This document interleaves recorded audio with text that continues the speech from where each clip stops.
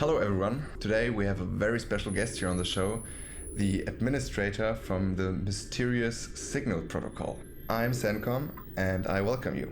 Signal admin, how are you doing today? Hello, this is the mysterious administrator.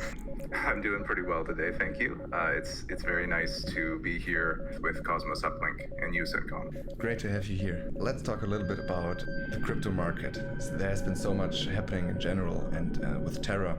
What was your impression of it? What did your team make of it? Did you have any losses? Did your community shake too?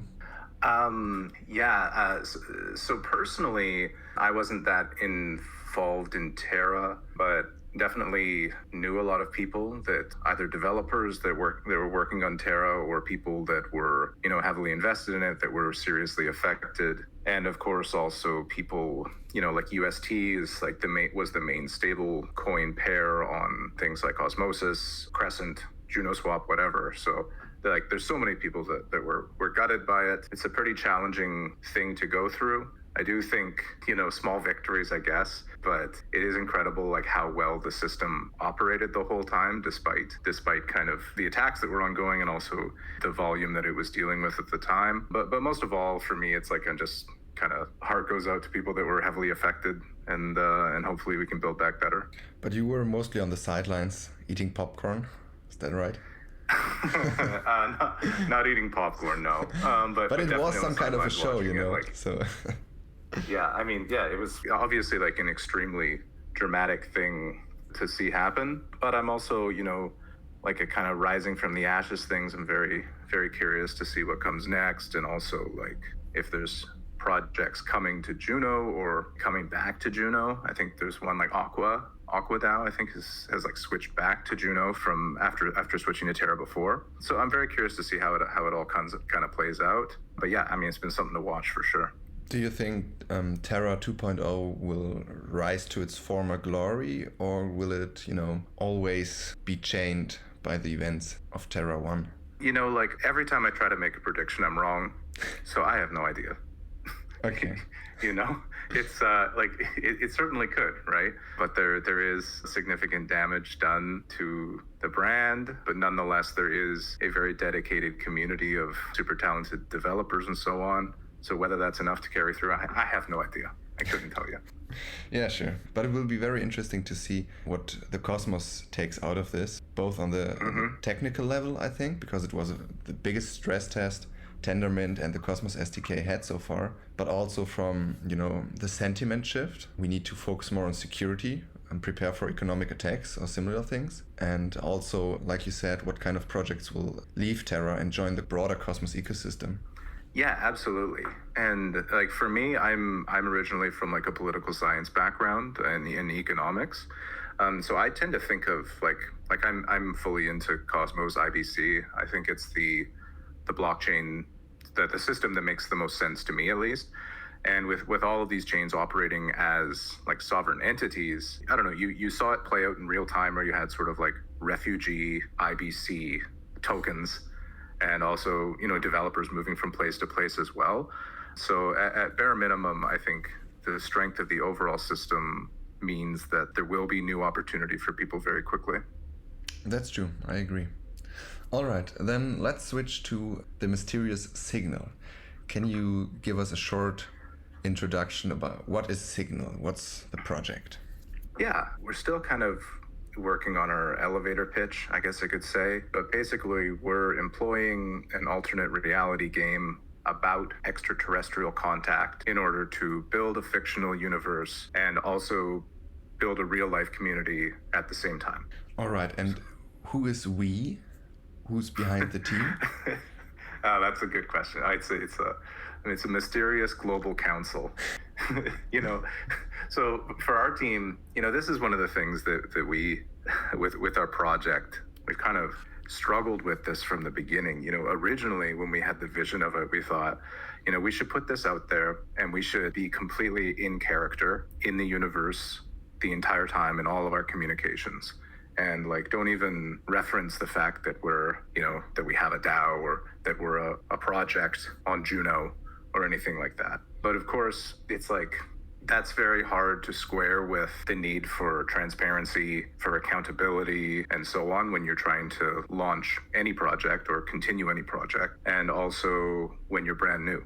So, so as far as our team goes, I can tell you a bit about us. The team does prefer to remain anonymous. We're under a dozen people. It's people with backgrounds and pretty well-established careers in things like audio design, visual design, as well as game design and other disciplines that relate more to blockchain and less so games. Things like economics, policy, as well as like programming and development. How did such a diverse team come together? And because Signal, that's kind of an exotic project.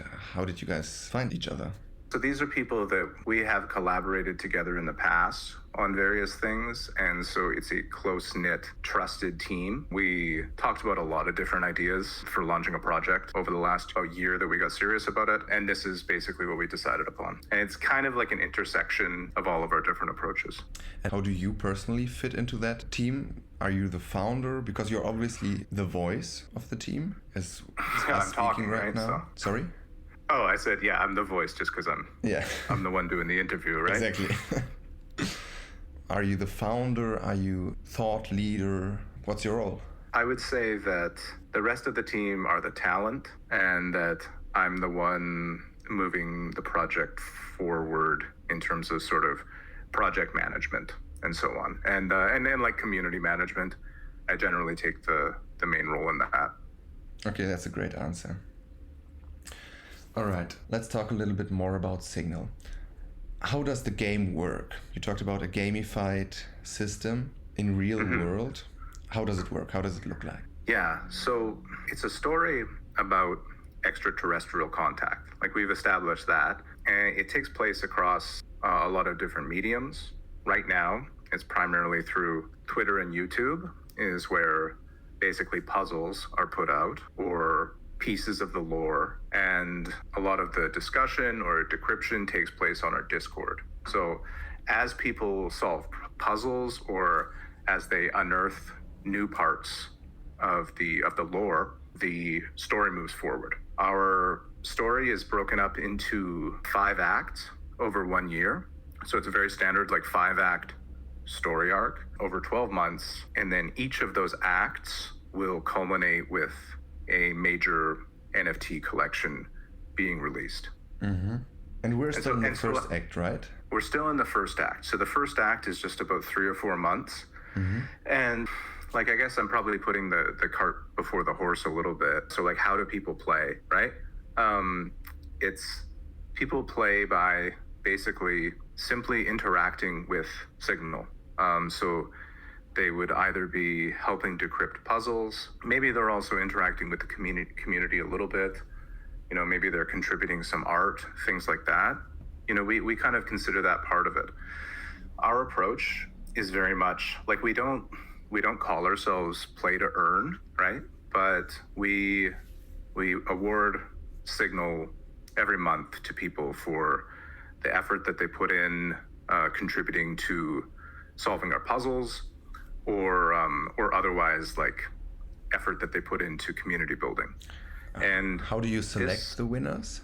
We select them based on, we don't make our selections based on getting the correct answer, but thus far we've been making our selections based on, we style our puzzles such that it kind of takes discussion to figure them out. And the way we deal our rewards, we're very kind of inspired by, I don't know, did you ever play like Dungeons and Dragons growing up? Yeah, sure. Yeah. So, you know, when you're playing like Dungeons and Dragons, you earn experience as you're playing, right? And there's like the one person who's the dungeon master, who maybe they give some experience because you killed a goblin. Maybe they also give some experience because you were like actively role playing, or maybe they give some experience because you figured out a clever answer to a puzzle in the game, right? So we're trying to take that approach to giving out our community rewards each month, where it's not simply that one person solved the mystery and they get paid a lump sum, but it's like, okay, you look at it and a lot of different people helped, pick up one of the breadcrumbs along the way, something like that, right? Mm-hmm. And so we distribute rewards every month, roughly, based on how people contributed over that month. This is a process that will change a little bit as the project moves on. In particular, right now, our puzzles in the first act are like very based on these really cryptic transmissions and trying to figure out what those mean. But the nature of our puzzles and the mediums that we put them out on are planned to change in Act 2 and Act 3 and so on. And so at those different times, we will have slightly different distribution criteria or rubric. To be honest with you, this sounds like really a lot of work in the preparation, because you need to really engage with the community and at the same time create difficult and intriguing puzzles, but they have to be solvable from the outside, from our standard position. What's your work process there? How do you create them in the team? Yeah, I mean, it is difficult. Our approach is very much like I said, like we've never put play to earn in any of our branding, you know what I mean? Or any of our official communications. We don't really call ourselves play to earn. But my feeling is that a lot of play to earn systems are based on sort of launching with the promise of a platform that will be built, or launching with a closed ecosystem that people can interact with to earn, based on token A that's maybe publicly tradable, and then you have token B, C, and D that are within the closed ecosystem of the game. But we wanted to, if this makes sense, put the play to earn like right at the front instead of behind platforms or systems, where just simply interacting with the project is how people earn a portion of it. And part of the way we sort of offset this from a budget perspective is that we have like nothing put away for marketing, nothing put away for giveaways. It's all just based on that community growth. So that said, the process behind creating the puzzles is, well, it's very stressful. I can say that because like already the people that interact with this project are quite brilliant and like have very serious attention to detail. So we're kind of sitting and like sweating the whole time as we try to put these things together. But we did plan out the story for this ahead of time. So we have the whole year planned out. We have the puzzles or transmissions and different things that people can interact with. We have all that planned out ahead of time. So you have the story planned out and also the puzzles, or do the puzzles a little bit move with the community and the flow, and basically you guide them with the puzzles, or are other puzzles set in stone already with the story together? So is it evolving? Yeah, each act we're going to try and keep it fresh. So each act will be quite a bit different. Under this first act, which is really based on people decrypting these transmissions from some extraterrestrial source. For this one, we're doing our best to follow what we had planned and not cater too much to where we see that the community has had like a mental block, if that makes sense. Because we don't really want to be catering too much to like, oh, they haven't figured out this, they haven't figured out puzzle number 2 yet. Therefore, number 3 needs to give them a direct hint. We're trying not to do that too much.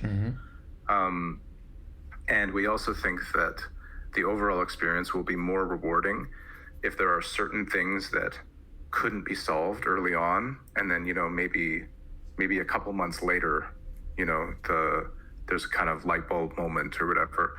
And they go, oh, I realize now that, that's that one little extra element of transmission 2 is now makes sense. It adds a lot of more depth to the complexity if you don't have to only regard the current puzzle, but also have to incorporate the previous ones in your solving. So I think that's pretty cool. And it also And shows that you really need to plan out what you do in advance so you can have a long-term vision for the signals. yeah, and it's very much about like it's about building experience. One of our main goals for the project is to build a good community, right? And what are the things that communities are based off or built around? It's things like shared values, shared identity, whatever, but also like shared experience very much, right? So by providing an experience that people can choose to interact with if they want, maybe they really like it, maybe they don't, that's all fine, I think can be a mechanism for building a really robust community. That's kind of part of the idea. And also a more loose idea of like what is play, to play a game doesn't just mean logging into a given platform and playing it. It can be something that you're interacting with on Twitter on one hand. Maybe you're connecting to our dashboard with your NFT in another part, and maybe there's something that you can play with there, and maybe you're also looking at a video that just got put up on YouTube, right? This kind of more holistic vision of play, if that makes sense, which is that's pretty standard in like alternate reality games, which are very much what kind of inspired us. Talking about alternate reality, do you have thought about the possibility of taking the signals out of the digital world into the analog world, so the real world? We definitely have. That's something that we're quite excited to do. So if you're excited about this, it means that it's already on your medium-term roadmap, right? Yeah, I mean, I can neither confirm nor deny. All right, the mysterious administrator, I get it. Yeah. But yeah, we do have, without necessarily without promising too much, we do have a lot of exciting plans and ideas. Okay. Yeah, and we want it to be something that crosses a lot of different platforms. Yeah, and including outside of the digital world, as well as things like collaboration with other projects and so on. Yeah, it sounds interesting. How do new listeners can get involved into the Signal community? What's the way? Where can they look at the puzzles from 1 to wherever you are at now? Where can they join the discussions and trying to solve it? Yeah, so the best place is, well, first, the best introduction is probably to follow our Twitter. And where the sort of game is played is on the Discord. We have a pretty cool decryption chat where the most dedicated members of the community are constantly discussing different elements of the puzzles and theorizing about all kinds of really interesting ideas about what's going on. And that's exactly where that's the best place for people to interact is our Discord. You said part of your job in the Signal team is the community manager. Yeah. And that means that you're obviously interacting a lot with your community, but it's mostly they're hidden behind their usernames. What do you think, just from interacting with the people in the decryption channels and on your Discord, what kind of people are they? Oh, it's such an interesting question. Like first thing I'd say is that it's just like, from our perspective, the funnest thing in the world to watch people break apart these puzzles. It's just so fun. In terms of what kind of people they are, I had no idea. I don't know who would want to be interested in this. Well, have a wild guess. Yeah, I think it's something that appeals to maybe sci-fi fans. Hopefully, we're very big into sci-fi. All of us on the team, whether that be like and in particular sci-fi when it comes to communication between different cultures, like intergalactic cultures or whatever. These kind of things that are explored in like in Star Trek a lot of the time, or in the three-body problem from Liu Cixin and other works, right? Mm. So this kind of, I think maybe people that are really into sci-fi will like it. I think that's it. But there's also like, there's a lot of puzzlers out there too, like people that really like just decryption. And so hopefully it can appeal to them, even if they're not necessarily big fans of sci-fi. Yeah, I agree. I think there might also be some kind of the gamer community. I think there's a big overlap there too. People that are bored by the regular log into the platform and just play experience and want something more challenging. Yeah, and we do see that different elements, different stages of the Signal story over the next 12 months will likely appeal to different sets of people. Okay.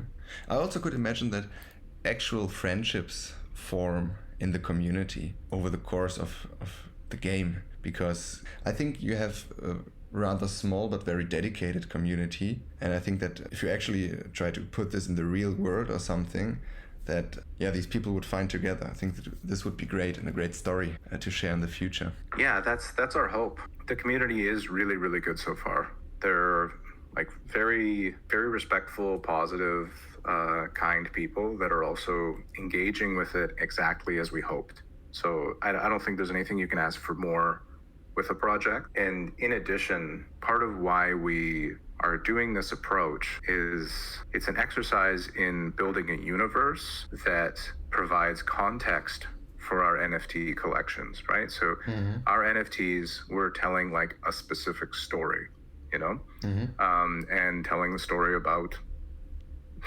some things that happen and some characters that are involved in some places and so on. And so, if we can provide that as an experience that the community goes through, hopefully these are works of art that can have more meaning for people, for one. And number two, hopefully we can build a community that is able to then take this and move into something else, right? So this is our first story arc is year one, but we are thinking about, like the year afterwards. If we're able to build a successful DAO with a lot of really dedicated community members, that's worth a lot. That's something that can be used for collaborations with different projects. It can be something that informs, year two. If this is successful enough that we do year two exactly the same, and that's what people want. I mean, not the same story, obviously, but the same style that's led by our team. But also maybe more talent will emerge from our community that we can then help support to produce new stories and that kind of thing. So that's kind of what we're looking at in terms of how this builds a longer term product. How would you define success of the project? So what would have to happen that you in a year from now say, all right, that this was awesome, let's do it again? Yeah, like we're pretty stubborn and committed to stuff no matter what. So I think I'll be pushing it even if we don't necessarily have a lot of success in our first year. I'll still be working on it. But nonetheless, for me, very much success comes from, first off, building a transparent, trusted entity. So we need to be open. We need people to trust us. That's paramount. That's worth more than anything in any relationships, and especially in crypto. Number two, we need the quality of our art and the quality of our puzzles needs to be kept at the highest level possible. So nothing too gimmicky, nothing too, make sure that everything is coherent. The logic of our story doesn't collapse in on itself, and there's no NFTs that look like shit, right? And then number three, finally, is having a community. If 1 year from now we have a community that was satisfied with their experience with our project in year one, and our DAO has a lot of people staked to it, we have a robust treasury, and we have the resources to pursue either plans that we will propose, and of course we have things that we've thought about that we'll bring to the community long before month 12. We're not going to suddenly go, oh, we have no idea what we're going to do next. Either pursue the plans that we will be proposing, or be able to collaborate with other projects, or otherwise build more value into the DAO. You just mentioned that the Signal DAO has a treasury. Can you tell us something more about the tokenomics of the Signal token? You already mentioned that Signal is getting paid out for puzzle solvers as a reward for their participation. But how many tokens are there? What are you doing with them in general? Yeah, so there are 1,350,000 tokens total. Signal is a CW20 token on Juno. It's a burnable token. The burning mechanics will come in Act 3. And these are related to some key narrative developments that I don't want to go into too much right now. But I think they will be very interesting and rewarding for people. Obviously, it needs to be rewarding enough that they're willing to burn their Signal for it, right? Yeah. And then, so for the team, we have 10% of the supply, which is staked to the DAO. As of now, the DAO has 700,000 Signal in it. So that's 60-something% of our supply is in the DAO treasury. We were very open about, we put everything in the DAO treasury from day one. And then we have 30% of the supply in the Juno Signal LP liquidity pool on JunoSwap. So the team provided that, and that's sitting there. And then the airdrop is worth 15% of our supply, which will be paid out in a couple airdrops over the next few months. And finally, we have liquidity pool incentives, external rewards that we have planned for JunoSwap, and we're just kind of waiting to see exactly how we can deploy those for the Signal Juno pool. What's the best way to do that? I remember a couple of weeks ago, just before you launched, we talked about you providing protocol-owned liquidity so that the Signal DAO owns most of the liquidity on Juno. How did that work out? Well, I think it's worked out quite well, in my opinion. Our project, I don't think it would work if we took the approach of a very large airdrop to start and kind of hope for things like liquidity. Because we have a very clear vision. There's so much stuff that we're keeping our cards close to our chest in a lot of regards, right? There's so much stuff that we're slowly revealing. We took the approach of the team providing that liquidity. We had a very successful, first couple of days. Obviously, brand new token on JunoSwap. Of course, a lot of people are gonna, take a gamble on it. Whatever. I don't like to, I don't like to talk about the price and stuff. That's less important to me. Yeah. But the team, I think that with our approach, we've been able to provide that consistent liquidity and kind of stability for the project, at least for the first month. Yeah, makes sense. Makes totally sense. Yeah. And I think protocol-owned liquidity is the way to go, anyways. So yeah, I think it's great. Yeah, that's my opinion as well. And it's we're a small project. If people are interested in us, there's enough there for them. If we pique their interest, they can pick some up for themselves. We're not going to start by doing a big airdrop to a lot of people that might have no interest in us, and potentially building up a lot of expectations over that are then soured, let's say. Yeah. If a lot of people are like, oh, this just isn't for me. We're much more interested in just a slow build. Let's talk a little bit about the airdrop. I remember there was some beefy discussions going on Twitter because you decided to have a very specific airdrop allocation. So not the amount, but who will receive the airdrop. Can you explain what you did there and also why? Yeah, so our airdrop, we did it to people who were delegating 2 IBC relayers on 4 chains, on Secret, Osmo, Juno, and Atom. And the snapshot was on April 28th.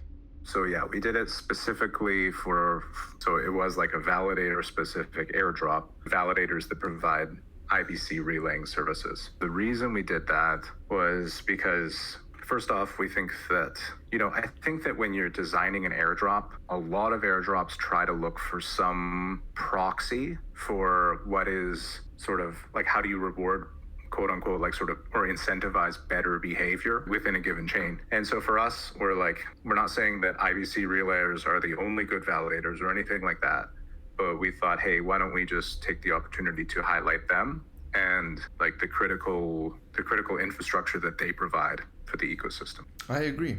The relayers are currently operating on a non-profit basis, and I think there's an upgrade coming soon that will allow IBC relayers to take fees, so they will have a mean to incentivize themselves. But right now, they don't do it for money, basically. Yeah, it's done in the sort of like enlightened self-interest sense that like, okay, if I'm doing this to benefit the whole community at my cost, then that will at some point come back around to benefit me. But like no direct benefit for them, right? And so we wanted to, we wanted to highlight that, and we thought, hey, like, I don't know, we're a small project. A lot of people probably aren't necessarily going to be interested in our airdrop even, but we might as well make a little bit of a statement based on our values.